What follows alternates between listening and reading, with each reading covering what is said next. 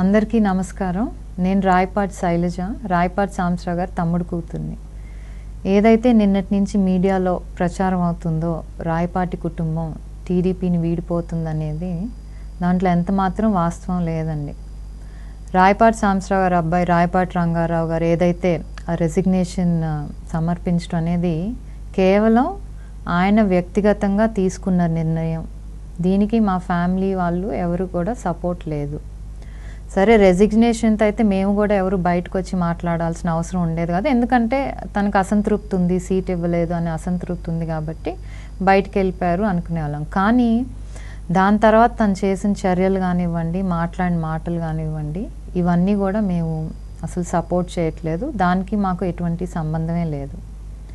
ఇన్నాళ్ళు నచ్చిన వాళ్ళు చంద్రబాబు నాయుడు గారు కానివ్వండి, లోకేష్ గారు ఇన్నాళ్ళు మీకు నచ్చారు. 2014లో నుంచి ఎప్పుడైతే కాంగ్రెస్ వీడి 2014లో టీడీపీలోకి వచ్చామో అప్పటి నుంచి కూడా టీడీపీతోనే కలిసి ప్రయాణిస్తున్నాము.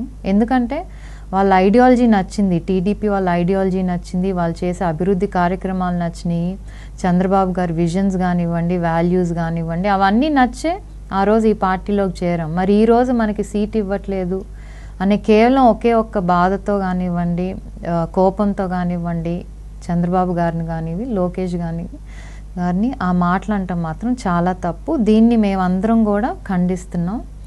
అలాగే శ్రీనివాస్ గారు ఎవరైతే ఇంతకుముందు జెడ్పీటీసీగా తీశారో ఆయన కూడా సపోర్ట్ చేయట్లేదు. సాంబశివరావు గారు కానివ్వండి, ఎవరు కూడా పార్టీతోనే ఉంటాయి. ఎందుకంటే మేము ఆ సంస్కృతి అనేది ఏదైతే అవసరానికి ఒక పార్టీ వీడి ఇంకో పార్టీలోకి చేరటం అనే సంస్కృతి అయితే మాకు ఫ్యామిలీలో లేదు.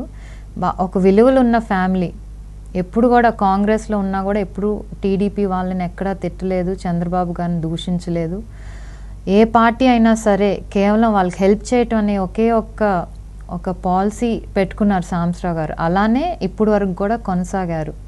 దీనివల్ల ఈరోజు ఆయన తీసుకున్న నిర్ణయం వల్ల కానివ్వండి, చేస్తున్న చేష్టల వల్ల కానివ్వండి, నష్టపోయేది ఈరోజు ఫ్యామిలీగా ఆ కుటుంబంకి ఏదైతే ఇన్నాళ్ళ పేరుందో ఆ పేరు నష్టం వస్తే తప్పితే చంద్రబాబు నాయుడు గారు కానివ్వండి, లేకపోతే లోకేష్ గారికి కాదు. సో మేము ఈరోజు బయటకు వచ్చి చెప్పేది ఏంటంటే ఫర్ ఎవర్ మేము టీడీపీతోనే ఉంటాము, చంద్రబాబు నాయుడు గారితోనే ఉంటాం, లోకేష్ గారు వెంటే నడుస్తాం. సో ఎవరు కూడా ఆయన తీసుకున్న నిర్ణయాన్ని ఇది ఫ్యామిలీ మొత్తానికి రుద్దొద్దండి. త్వరలో కూడా మా ఫ్యామిలీ మీడియా ముందుకు వచ్చి ఇదే విషయాన్ని వెల్లడిస్తారు.